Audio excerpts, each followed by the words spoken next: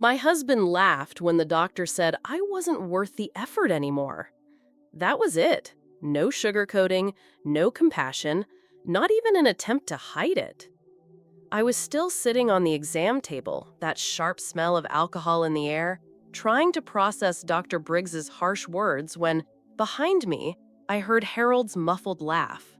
A short, dry, cursed laugh. Like something inside him had finally been resolved. In that second, I felt my whole body go cold on the inside. Not because of the diagnosis, but because of the man I'd been calling my husband for 40 years. I turned my head slowly, expecting to see fear, pain, shock, but all I found was relief. A cruel relief, as clear as the harsh white light in that exam room. My hands trembled in my lap. I wanted to believe it was nerves, some involuntary reaction. But I know that man. I know every fold of his silence. And right there, in that moment, I understood a truth that hurt more than any illness. Harold had given up on me long before the doctor opened his mouth. I didn't cry. I didn't scream. I just felt something inside me break, and something else slowly ignite, like a coal hidden under cold ashes. And that's why I'm telling this story. Because nobody realizes the kind of strength that's born when someone tries to bury you before your time. If this pain resonates with you, subscribe to the channel, hit the like button, and tell me in the comments where you're watching from. Your voice matters here. I start my mornings the same way every day, sitting at the kitchen table, holding my blue porcelain mug, the one I bought back when I still believed love was something that didn't crack. Morning light slips through the thin curtain and hits the mug's worn glaze, creating a soft glow that once brought me peace. Or used to. Harold and I have been married for 40 years. Most of that time was made of quiet routines. Him reading the newspaper, always folded with exaggerated precision, and me making coffee, picking up the small remnants of life we left scattered around the house. Over the years, we drifted apart. Nothing dramatic, nothing loud, just distance. Like a door that closes a millimeter each day until you suddenly realize you're alone in the room. He was never affectionate, but he was never openly cruel either. At least, not in ways people recognize. People assume pain comes from shouting, but sometimes it comes from silence, from indifference, from the feeling that you've disappeared and nobody noticed. Many women my age understand that without any explanation. We learn to survive on half attention, a third of affection, crumbs of care. When I first started getting sick, I naively thought Harold would draw closer. I thought fragility might awaken some kind of tenderness. He would ask, "Feeling better?" But it was a quick, automatic check-in, like someone confirming the lights were off before leaving the room. The symptoms worsened. Fatigue, dizziness, a heaviness living inside my chest. Still, I kept running the household, leaning on routine to pretend nothing was slipping through my fingers. But even then, I felt something changing. Small signs, glances that no longer lingered on me. His phone buzzing late at night, always face down. A faint perfume on his collar that wasn't mine. I just didn't know, yet, that all of it was the beginning of something much bigger. The day of the diagnosis started like every other day when life feels normal, right before it stops being. I woke up to the faint morning light slipping through the window and held my blue porcelain mug with both hands, as if trying to warm not just my fingers, but also my courage. The liquid inside trembled slightly. So did I. Harold came down the stairs already dressed to leave, even though he was supposed to accompany me to the appointment. He only said, "Let's go," dryly, without really looking at me. Not rude, just distant. Distant in a way that hurts more than hostility. In the car, the silence between us felt like a long, cold hallway. I wanted to comment about the weather, the wet pavement, anything to ease the tightening in my chest. But Harold simply drove with both hands locked on the steering wheel, jaw tense, eyes fixed forward, as if he were heading to an inconvenient obligation, not supporting his wife during a frightening moment. Dr. Briggs's office was too cold, as always. The smell of disinfectant burned my throat. I sat in the chair in front of his desk, feeling my palms dampen against the smooth surface. Harold stood next to me, arms crossed, posture rigid. Briggs walked in hurriedly, flipping through my old tests without looking at me. He didn't ask for updates, didn't inquire about new symptoms. He simply sighed, as if reaching an easy conclusion. Mrs. Rowlands, your condition is no longer responding to treatment. From now on, the focus should be comfort. The word comfort cut through me like a blade. I tightened my grip on my bag's handle, picturing my blue mug sitting quietly on the counter at home, unaware of whether I'd ever return to it the same way. I tried to breathe. But isn't there another test, another option? He shook his head without conviction. It wouldn't make a difference. And then, before I could even process what he had said, I heard it. Small, brief. A laugh. Harold was staring at the floor, but the corner of his mouth had curled into almost a smile, a breath of relief he failed to mask. Not nervous, not shocked, relieved. My heart paused. I turned slowly. Harold? He realized I had seen it and quickly forced his face back into neutrality, but he couldn't erase the strange spark in his eyes. Calm down, Diana. He's just explaining. Explaining? As if a death sentence were a routine memo. Dr. Briggs continued talking about palliative care and practical preparations, but I wasn't listening anymore.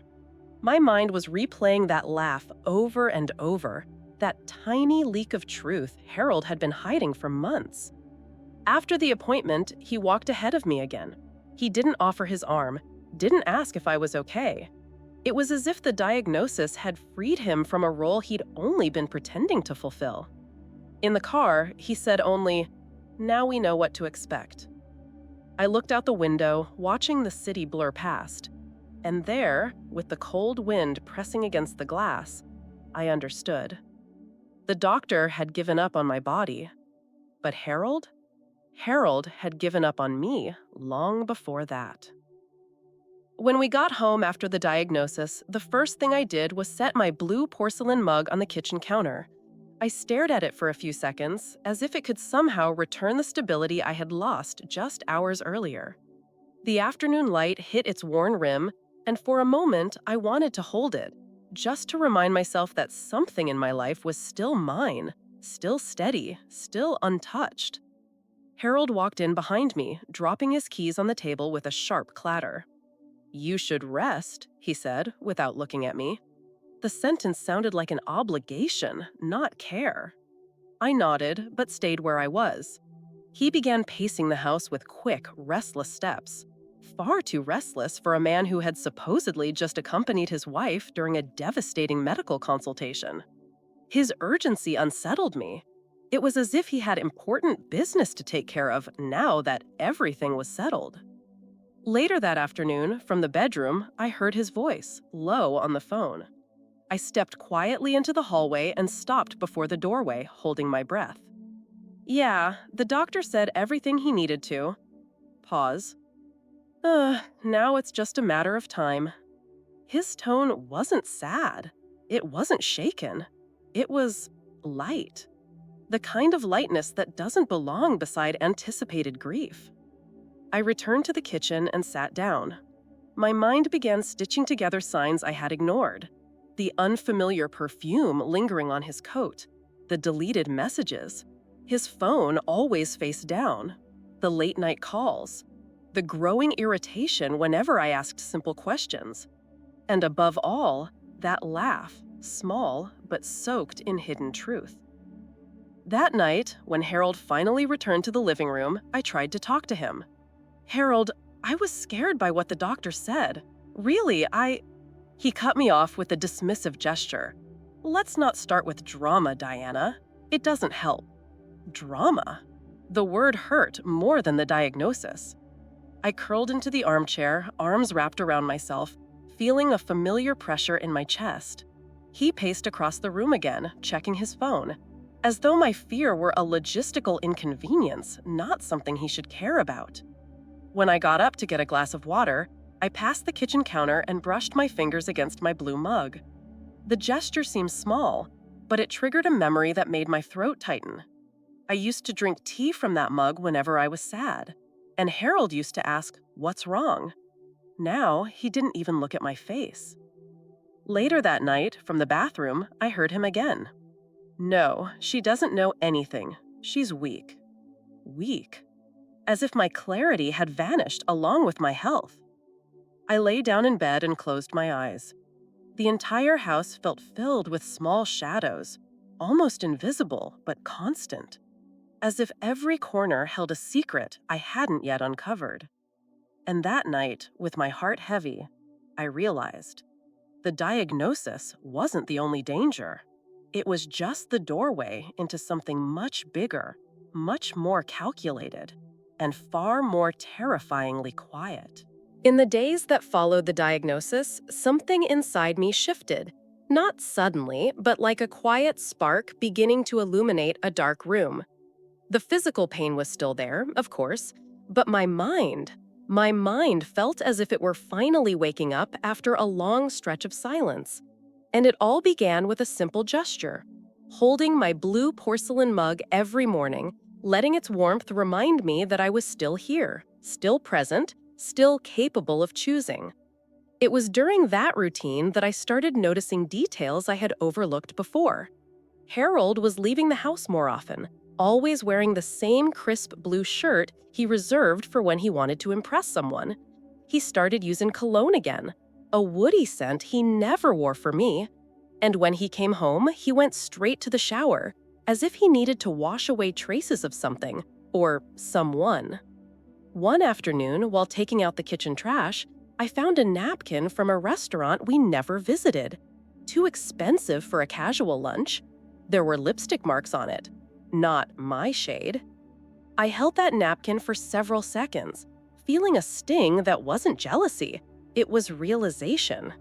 That night, I heard Harold on the phone again. Just wait. He was clear, very clear. Pause. Yes, I know. The certainty in his voice chilled me more than the illness itself. The next morning, after he left, I finally gathered the courage to walk into his office. The door had always been open, but never truly accessible. Harold had a way of making everything look too organized, which I now recognized as a cover, not a habit. I started with the smaller drawers, filled with old pens, paid bills, nothing unusual. Then the right drawer, locked. My heartbeat quickened. I knew exactly where he kept the key, behind our wedding photo. Ironic, almost cruel. I opened the drawer carefully. On top were loose papers, clearly moved recently. I sifted through them slowly, and then I found something that made the air vanish from my lungs. A folder with my name on it. Inside was a statement of responsibility appointing Harold as my legal representative, declaring that I was no longer capable of making decisions. The date on the form was from before the final diagnosis. Far before. My hands clenched the paper so tightly I nearly creased it in half. I kept searching. There were bank statements, large withdrawals, recent transfers to an unknown account, a hotel receipt from the same place where Harold often had business meetings. But this time, the room was booked for two. I closed the folder slowly. My hands trembled, but I lifted my chin. I refused to cry. Not then. Not yet. I walked back to the kitchen, gripped my blue mug, and rested my forehead gently against it, as if anchoring myself to the last thing in my life that wasn't lying to me. Right then, I understood something simple and urgent. If I didn't start uncovering the truth now, no one would. And I would not leave my life in the hands of someone who had clearly abandoned it long before. I returned to the hospital 2 days later, carrying the folder I had found in Harold's office tucked deep inside my bag. Before leaving home, I held my blue porcelain mug for a few quiet seconds, letting the warmth of the tea settle my nerves. It had become something more than a mug. It was an anchor, a reminder that parts of me still belonged solely to me. When I arrived for my treatment, Megan Rourke entered the room carrying a tray. She always moved gently, as if her footsteps were careful not to disturb anyone. But her eyes noticed everything. Caring is a gift, but seeing clearly is another. She checked my pulse, adjusted the IV line, but I could tell she was studying me with an alertness she couldn't hide. "You're different today," she said. I tried to smile. Today, I woke up. Megan stopped moving, resting her hands on the cart. "Want to tell me what happened?" I took a deep breath. I opened my bag slowly, revealing the folder. She pulled up the chair beside my bed without needing an invitation. There was a quiet readiness in her, one that said she already understood more than she let on. I told her everything. The hidden documents, the napkin from the restaurant, the late-night calls, the legal statement naming Harold as my guardian, his distant eyes, his laugh in the doctor's office. While I spoke, Megan didn't look away once. Every now and then she inhaled sharply, or her brow tightened, or she shook her head in a way that told me she had seen injustice like this before, and she hated it. "Diana," she finally said, her voice low but steady, "what they did to you, what they are doing, is not normal. It's not ethical. It's not what should be happening." My chest tightened, not from fear, but from validation. Validation is a powerful medicine, especially for women who have spent years being dismissed. "The doctor gave up on me before even reevaluating anything," I whispered. "He had no right to do that," Megan replied. "He should have ordered new exams. His approach doesn't add up." She was quiet for several seconds, thinking, calculating. Then she spoke with the kind of gentle strength that can move mountains. "Diana, I can help you obtain your entire medical record, not just the surface notes, the full documentation, including Dr. Briggs's internal reports. You're entitled to all of it." My heartbeat quickened. "But he can't find out." Megan tilted her head with a quiet confidence. "He won't, and neither will your husband. I know exactly how to request it without alerting anyone." It felt as if someone had finally turned on a light inside a tunnel I'd been groping through blindly. Megan then took my hand. A simple gesture, but it cracked something open inside me. "You're not alone, Diana. I see you, I believe you, and I'm going to help you." I closed my eyes for a moment. Those 4 words, "I see you," were a kind of healing I didn't even know I needed. And for the first time since the diagnosis, I felt like maybe, just maybe, I had a chance. I came home that afternoon with my heart beating faster than usual. The folder in my bag felt twice as heavy, as if it carried not just documents, but the weight of everything I now understood. Before going upstairs, I walked into the kitchen and touched my blue porcelain mug. It was exactly where I had left it, clean, dry, quiet. A reminder that I needed to keep my mind steady, even if everything else shook. Harold was in the living room, leaning forward, elbows on his knees, like he had been waiting for me. His phone sat on the table, screen dark, hiding whatever he didn't want me to see. When he looked up, his expression had that evaluating sharpness I had felt for years, but only now recognized fully. "You took long." The words fell heavy, even though his voice was low. I kept my tone calm. "The hospital was crowded."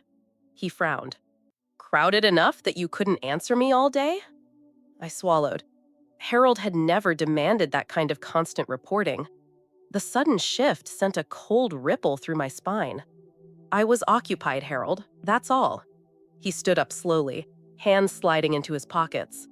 "Occupied? With what, exactly?"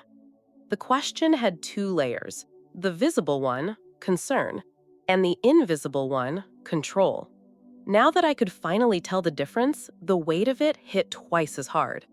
"With my health." He let out a short breath through his nose. Not quite a laugh, but close. A tiny, cynical exhale, the kind people make when they hear something childish. Diana, you're in no condition to be walking around alone. You need monitoring. You need guidance. If you keep pushing yourself, you're going to make things worse. Gaslighting. Plain and precise. Coded in false care. I leaned against the cold edge of the counter, grounding myself. I can still make my own choices. His eyes narrowed, studying me like he was recalculating risks. Choices, Diana? You're confused. You're fragile. You don't know what's best for you right now. His voice was soft, too soft, the softness of someone hiding hard edges. I know exactly what I'm doing. No, you don't. His answer came too fast. He took a step closer, not aggressive, but invasive, as if reminding me of the space he believed he had a right to occupy. If you keep making things up, I can intervene, legally. I'm responsible for you now. Don't make this harder. My stomach twisted. He was repeating the same language from the document I had found, the one declaring me incapable. I inhaled deeply. Harold, I'm not making anything up. I'm taking care of my life. He tilted his head, irritation flickering across his face. Your life?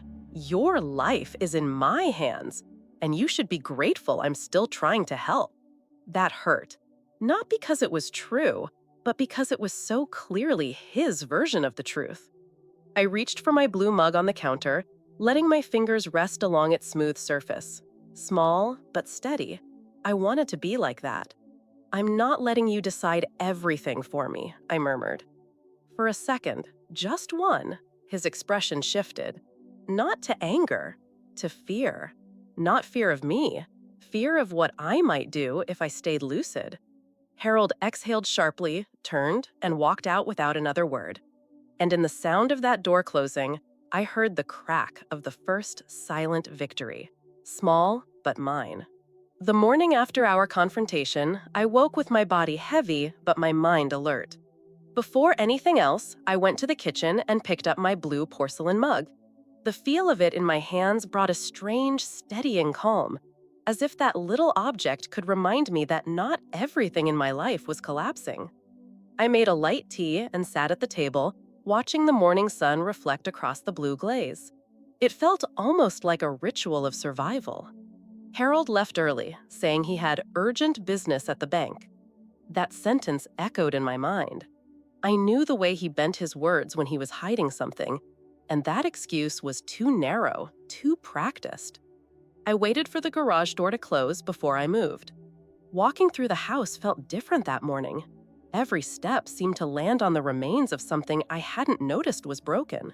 His office looked the same as always, overly organized, sterile, neutral in a way that felt unnatural. But now I understood that sometimes order is camouflage. I started by opening the drawer where I'd found the first documents. Nothing new. But when I pulled open the lower cabinet, I noticed one folder sitting slightly out of alignment. Harold would never leave anything misaligned. Not by an inch, not even by a centimeter. Something had been moved recently. I pulled the folder out. It was red, thicker than the others. When I opened it, the floor seemed to tilt beneath me.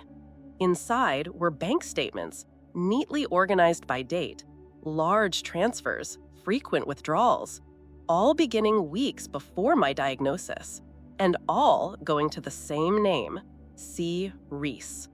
A sharp sting hit my stomach, not heartbreak this time, but recognition. This wasn't just betrayal. It was preparation, structure, intention. I kept flipping through the papers until I found something that made my breath catch in my throat. A recently updated insurance policy with my name, my picture, and a handwritten note. Terminal condition confirmed. Proceed with payout review. I froze. The handwriting was Harold's. I closed my eyes for a moment, the world narrowing to a single point of cold, brutal clarity. I remembered his laugh in the doctor's office, the late-night calls, the perfume lingering on his collar, the conversations that ended when I walked in. Suddenly, everything clicked into place. I reached deeper into the folder and found an envelope. Inside was a draft titled Urgent Asset Transfer, placing Harold as sole controller of all property, claiming I was mentally and physically unfit. The date on the document was from 3 weeks before the doctor declared my condition beyond treatment. Too early, far too early. My pulse hammered as I dug further. At the very bottom, a folded sheet, written by hand in the handwriting I had seen every day for decades. A letter. Claudia, everything is moving as expected. As soon as we resolve this, we'll be free. Be patient. I just need everything to look natural. H. My entire body went cold. I didn't cry. I didn't shout. I simply let the paper fall onto the table. This was not an affair, not simply neglect. It wasn't even emotional abandonment. It was a plan that depended on me being gone. I closed the folder and placed it back exactly where I found it, every angle perfect, every page aligned. Then I walked to the kitchen, picked up my blue mug, and held it as tightly as my shaking hands would allow. Not for comfort, but to remember who I was before Harold tried to erase me. The truth was no longer suspicion. It was evidence, signed, dated, documented. And in that moment, one thing became painfully clear. This wasn't just about survival anymore. It was about exposing the truth, proving it, and taking back the life someone had already started writing me out of. The next morning, I woke before the sun. The house felt suspended in the air, too still, too expectant, like it was holding its breath with me. I walked to the kitchen, turned on the kettle, and wrapped both hands around my blue porcelain mug. The rising warmth spread through the ceramic and into my palms, grounding me. I needed that. That small ritual. That reminder that something inside me was still mine. When I arrived at the hospital, Megan was already waiting in the hallway. She held a large manila envelope pressed against her chest, and her expression was too tense for her usual calm. "Diana, I got everything." She led me into a small staff room, shut the door, and placed the envelope on the table. She exhaled the way someone does before delivering news that changes trajectories. "These are your full medical records, including the internal notes from Dr. Briggs." My stomach tightened. I opened the envelope slowly, the paper rustling like an old wound preparing to reopen. The first pages were routine: labs, old scans, general notes. But then, the handwriting changed. Briggs's slanted notes filled the margins. "Patient shows low emotional response. Avoid raising expectations. Spouse shows anxiety regarding definitive prognosis. If case does not progress in X weeks, initiate palliative measures without new imaging." My heart thudded so loudly it felt audible. Megan tapped one line in particular. "Spouse requests expedited clarification of terminal status." I remembered Harold's eyes in the exam room. The relief, the laugh, the calls late at night. The world didn't collapse. It rearranged itself in a cruel, undeniable pattern. I kept turning the pages until I found something that made my fingers tremble. An unsigned order for a diagnostic test. Canceled. Canceled by Dr. Briggs, 2 weeks before my supposed final consultation. Reason? Not necessary for current plan. Megan shook her head, jaw tight. That test would have revealed treatable activity. He knew it needed to be done before giving up on your case. My breath hitched. It wasn't shock anymore. It was recognition. "Why would he do that?" I whispered. Megan's eyes hardened. Carelessness? Pressure? Influence? I don't know, but there's more. She placed another folder on the table. Inside was a checklist of mandatory protocols. Next to them, red markers showing every step Briggs skipped. "These steps are required by law," she said. "He couldn't declare anything without completing them, especially for a case like yours." My eyes burned. not from illness, but from anger. A quiet, slow-burning anger that vibrates more than it explodes. Then, Megan pulled out a final sheet. This is the log of visits to your chart. My pulse spiked. Harold's name was on it. He had come to the hospital without me, without telling me, before the diagnosis. Entry note: spouse requested discussion of patient's terminal outlook. My throat tightened. He influenced him, I whispered. Or tried, Megan corrected. Either way, it's bad, very bad. Silence filled the tiny room. Before we left, she touched my arm.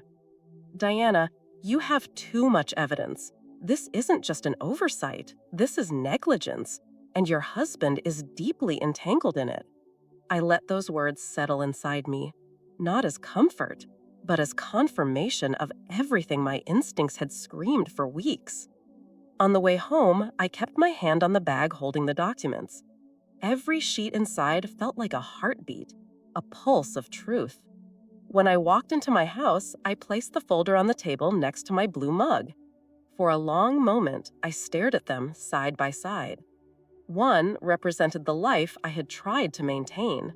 The other represented the life someone else tried to take from me.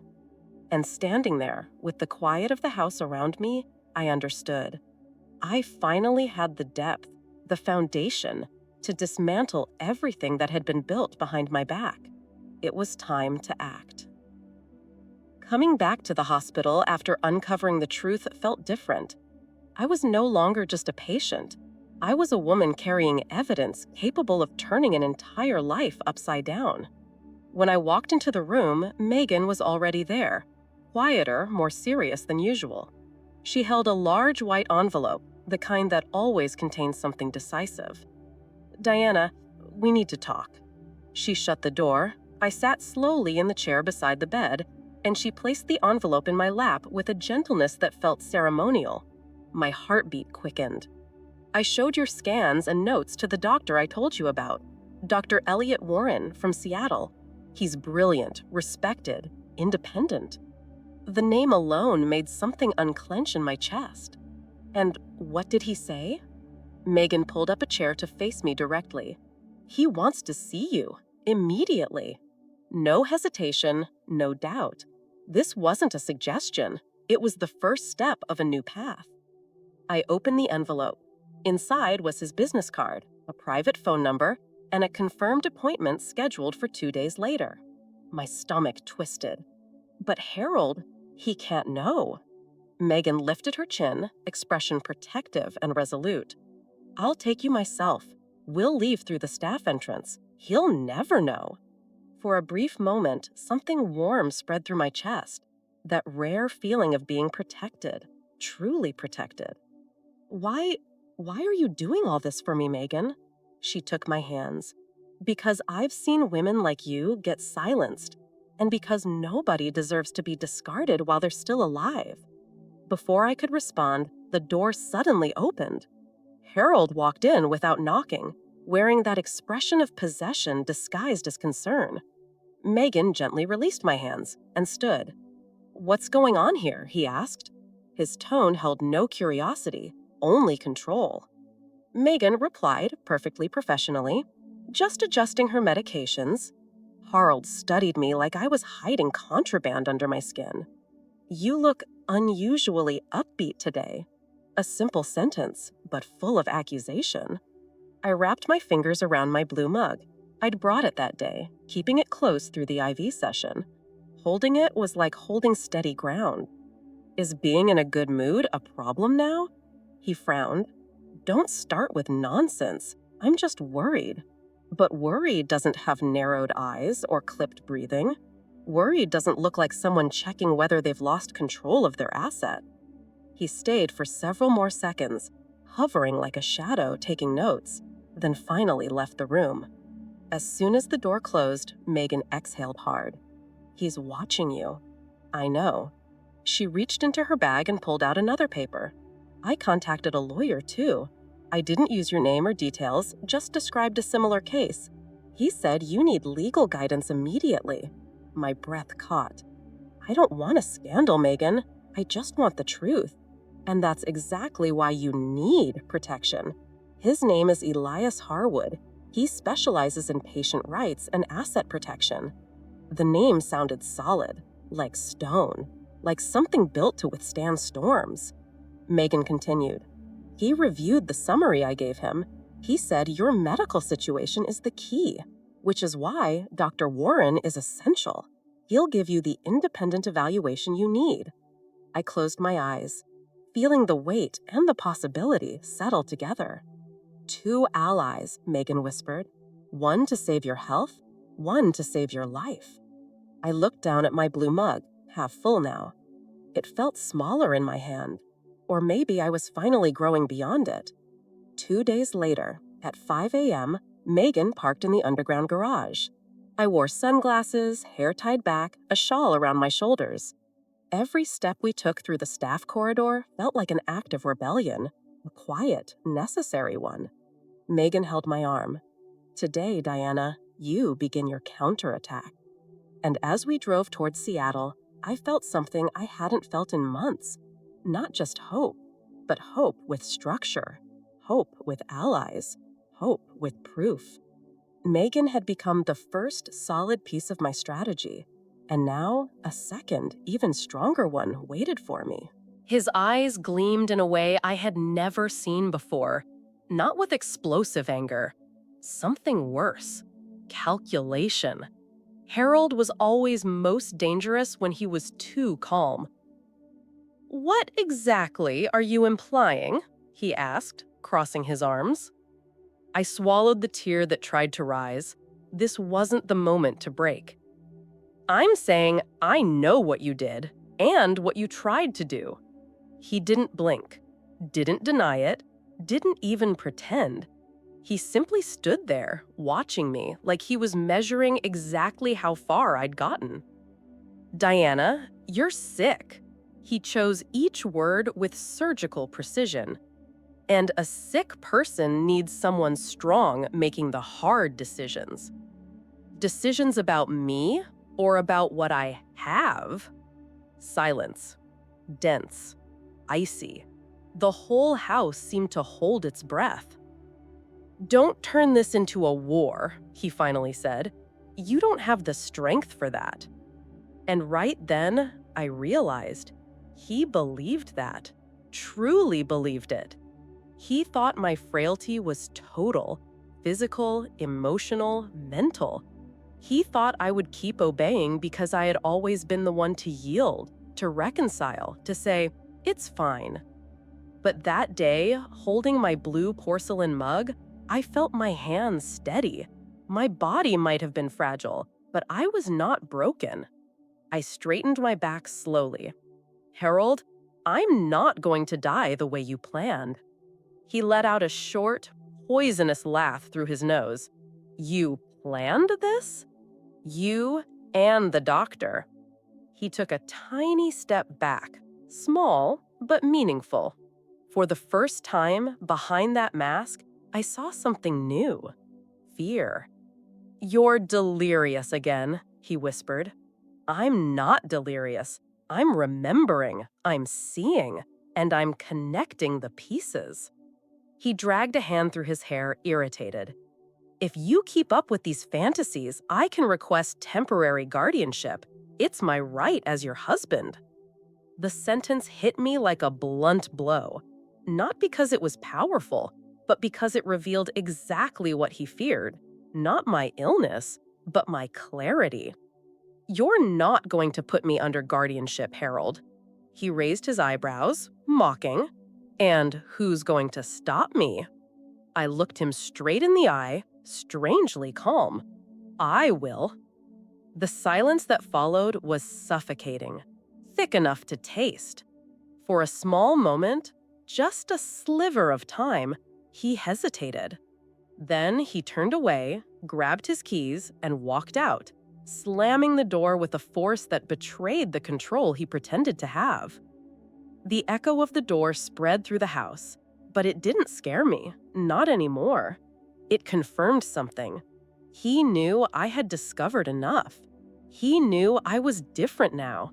He knew he no longer controlled the narrative, and that terrified him. I stood there in the kitchen, holding my blue mug, breathing slowly. My body trembled, but my mind was clear. This was the turning point. I wasn't under his control anymore. For the first time in years, the fear belonged to him. The second confrontation ended not with shouting, not with chaos, but with one truth settling into the air like a final verdict. He had lost the version of me he counted on, and that was the beginning of the real danger and the real freedom. The morning after the second confrontation, I woke before the alarm. The house was wrapped in that dense, expectant silence that only appears when something is about to change. I walked to the kitchen, made my tea, and held my blue porcelain mug for a long moment, letting its warmth remind me I needed clarity, precision, steadiness. It was time to act. Harold left the house at 7:10 a.m., the same time as always. Said he needed to take care of some loose ends. I simply nodded. Didn't question him, didn't push. A calm facade is a powerful weapon when the other person still believes you're defeated.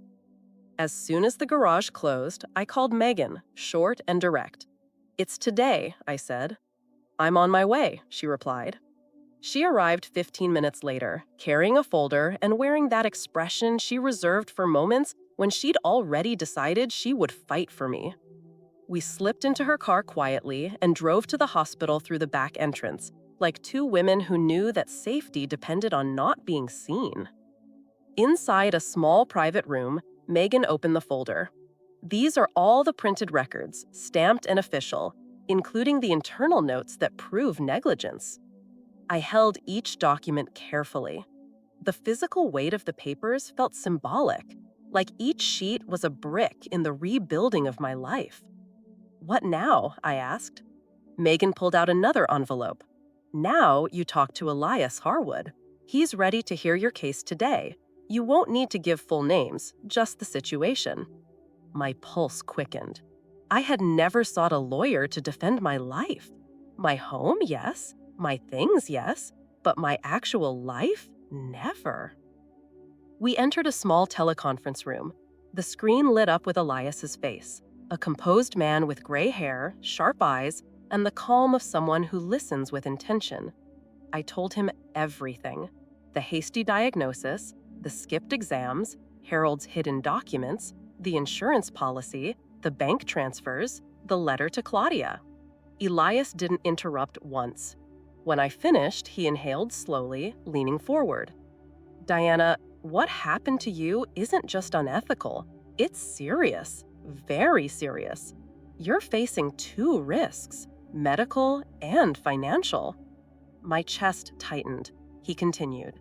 "First, consolidate evidence. These medical documents are critical. Second, secure an independent medical evaluation. Dr. Warren is essential. Third, do not tell your husband anything. The more he suspects, the more dangerous he becomes. Fourth, we will pursue an internal review of the doctor's conduct, but not yet. We need all the components in place." When the call ended, a strange mix of fear and strength washed over me. For the first time, I had a roadmap. Megan guided me back to a hospital to rest. I fell asleep holding my mug. When I woke, I tucked the blue porcelain mug back into my bag, along with every document Megan had handed me. Then we left through the back entrance again. At home, I hid the documents inside a plain folder, no color, no label, placed discreetly in a box of old photos Harold never touched. The red folder, the one he used, stayed exactly where it was, untouched. He needed to believe I was still blind. The final test came that evening. When Harold walked through the door, I was sitting at the table, sipping tea from my blue mug, with the calmest expression I could manage. "Quiet day?" he asked. "Quiet," I replied. A one-word victory, a whole strategy behind it. And as he moved through the house, still believing he held every string, I knew I was quietly building, piece by piece, the path that would free me from him. The counterattack had begun, and I would not stop now. On the morning of the hospital meeting, I woke before dawn. The house was still dark, but I could see every piece of furniture as if the past weeks had sharpened my vision.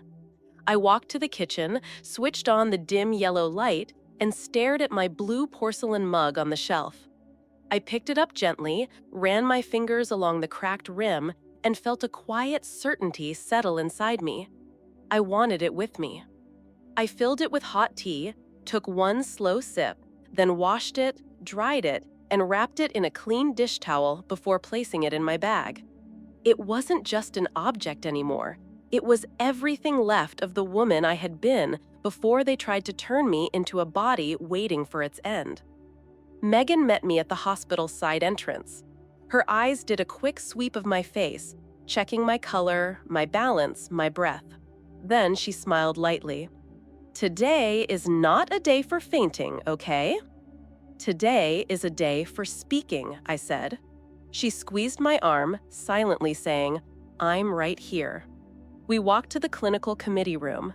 The door was light wood with a metal plaque, and the hallway around it felt too quiet, too sterile, like the world was holding still. When we stepped inside, they were already seated. At the head of the table, the clinical director, expression perfectly neutral, too neutral to be natural. To his right, Dr. Leonard Briggs, in his immaculate coat, face tired but posture defensive. To his left, two members of the committee watching everything. And across from the door, sitting stiffly with his arms crossed, was Harold, trying to look concerned, but his eyes flickered restlessly. Elias Harwood sat beside the chair waiting for me. He opened his black folder with the calm precision of someone preparing for surgery. Megan stood against the wall, allowed to remain as support. I sat down slowly. My heart thudded in my throat. For a brief second, I considered placing my blue mug on the table, but kept it in my bag instead, close to my ribs like a small shield. The director spoke first. "Mrs. Rowlands, we're here because you reported possible irregularities in your care and provided additional documentation. We'd like to hear your account." I swallowed. This was it. Either I spoke now, or I returned to the silence they counted on. I drew a breath.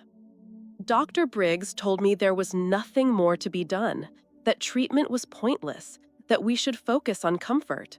I believed him until I realized something was wrong, not just with my body, but around me. I recounted everything: the rush diagnosis, the lack of new tests, no updated scans, no second opinion offered, the word comfort delivered like a conclusion instead of a discussion. As I spoke, the room grew heavier. Then, I told them about Harold. His laugh in the exam room, his late-night calls, his "it's just a matter of time," the perfume on his collar, the locked drawer, the documents, the insurance policy, the transfers, the letter to Claudia. Harold shifted in his chair. "That's her interpretation," he muttered. "She's been confused." But I continued, unwavering. I didn't need to defend myself, because the truth was in the papers Elias slid onto the table at the right moments.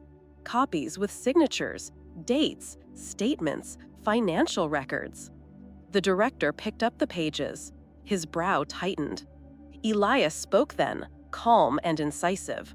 "Here are also the full medical records.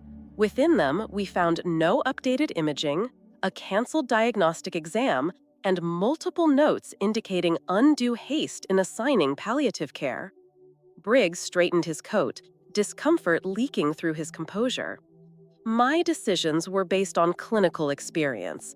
Medicine is not exact. Disagreements happen." Megan stepped forward, clipboard in hand. "With permission, I was on shift during much of this period. I recommended new imaging multiple times. Those recommendations were ignored. It's documented in the system." The director turned to Briggs. "Doctor, why was the ordered scan canceled?" Briggs cleared his throat, glanced quickly toward Harold, then back to the director. I didn't believe it would change the course. Elias opened another envelope. This is the independent evaluation from Dr. Elliot Warren in Seattle. His conclusion: the patient's condition is serious but treatable. The previous approach constituted premature abandonment of care. Hearing those words out loud, treatable, made my chest tighten. The director exhaled. This is serious, doctor. Very serious. Harold realized the spotlight was drifting toward him and tried to take control. You're only hearing her side. She's fragile, unstable, imagining things. I'm the husband. I'm trying to hold everything together. I turned toward him for the first time. Together? Harold, there is no together when one person is planning the other's ending. The silence that followed was sharp. Elias placed one more item on the table, a small audio device. With my client's permission, this is a recording from the couple's home. In it, Mr. Rowlands refers to his wife's expected decline and assures another party that he will handle everything once the physician has basically given up. Harold's face drained. That's taken out of context. Is the insurance policy out of context, I asked, or the asset transfer, or the hotel receipts, or the letter to Claudia? He said nothing. The director closed the folder slowly, with the deliberate calm of someone concluding the preliminary verdict. Given this evidence, until our internal investigation is complete, Dr. Briggs is removed from all decisions regarding Mrs. Rowlands and suspended from direct care duties. As for Mr. Rowlands, he looked at Elias. I suggest that legal measures proceed. It wasn't dramatic. It wasn't loud. It was firm, real. I left the room with my legs trembling, but my head lifted high. In the hallway, Megan walked toward me and wrapped me in a careful hug, like someone embracing a person who just survived a long surgery. You were magnificent, she whispered. I smiled, exhausted but whole. Later, in the car with Elias, I reached into my bag and took out my blue mug. Still intact, still mine. I set it on my lap and thought. They tried to decide my ending in rooms I was never meant to enter. Today, I entered. Today, I spoke. Today, I heard myself. This was the true climax of my story. Not the day I almost died, but the day I stopped dying in silence. The days following the hospital meeting felt like a mix of disbelief and awakening. Each morning, before anything else, I filled my blue porcelain mug with hot tea. Every sip reminded me that I was still here, alive, lucid, in control of my own name again. Strange how that little mug felt stronger now than I did. That same week, Harold received the legal notice. I was sitting in the living room armchair when the doorbell rang. The officer asked for Harold, confirmed his identity, then handed him the envelope. He opened it right there. His face shifted in seconds. First confusion, then irritation, then fear. A fear he tried to hide, but I recognized instantly. When he finally looked at me, he asked, "You did this?" I did what I needed to do to survive. He inhaled sharply, but couldn't hold my gaze. And maybe the saddest part was realizing that even then, he didn't look remorseful, only angry that he'd been exposed. Hours later, another call came. The internal review had concluded. Dr. Briggs was officially removed for misconduct, skipped protocols, lack of required testing, and possible external influence. He wasn't facing criminal charges yet, but civil action was coming. I didn't feel triumph or revenge, just justice. A quiet kind of justice that doesn't undo the past, but finally protects the future. Dr. Warren took over my case fully. He didn't promise miracles, and I didn't want them. He promised honesty, method, consistency. During my first appointment after the committee meeting, he reviewed the updated results and said, "You're responding." I blinked, stunned. I am? Yes, slowly but genuinely. We'll keep going. A few tears slipped out. Not hope exactly, but gratitude for another chance. Megan stayed by my side through it all. Sometimes she would stop by after her shift just to bring me tea or sit with me in the hospital garden. Her presence healed things no medication could reach. And Harold? By court order, he had to leave the house for the time being. He packed a small suitcase and walked out without saying goodbye. I watched him leave like someone watching a long, dark shadow pull away from the window. No yelling, no drama, no scene. Just truth, quietly taking its place. The house became silent, but a good silence, a clean silence. Sometimes I'd sit at the table, light a candle, and place my blue mug beside me, not as a symbol of endurance anymore, but of beginning again. This resolution didn't erase what I lived through, didn't give back the lost years, but it gave me something I thought I'd never reclaim: my own voice. It has been 3 months since the day I spoke in that cold hospital conference room. 3 months since Harold walked out the door with his small suitcase, leaving, for the first time in years, space for air to move freely inside the house. The silence he left behind is not emptiness, it's rest, it's peace unpacking its bags. This morning, I did something I hadn't done in a long time. I walked out to the backyard garden, slow but steady. The grass was damp, the air smelled of earth, and my tea warmed my hands through my blue porcelain mug. The same one that held me on my hardest days, the same one that now carries not pain, but survival. I sat on the wooden bench and watched the wind move through the leaves. For the first time, the future didn't feel frightening. It just existed. And I still had a path inside it. My treatment with Dr. Warren continues. Steady, gentle, honest. Some results have improved, others fluctuate, but every appointment ends with the same sentence: we keep going. And that, to me, is life. Megan has become part of my chosen family, the kind destiny sends when blood fails. Sometimes she visits after her shift just to drink tea with me and laugh about simple things. She says she's learned courage from me, but she doesn't know her presence taught me how to breathe again. And Harold? By court order, he had to leave the house for the time being. He packed a small suitcase and walked out without saying goodbye. I watched him leave like someone watching a long, dark shadow pull away from the window. No yelling, no drama, no scene. Just truth, quietly taking its place. The house became silent, but a good silence, a clean silence.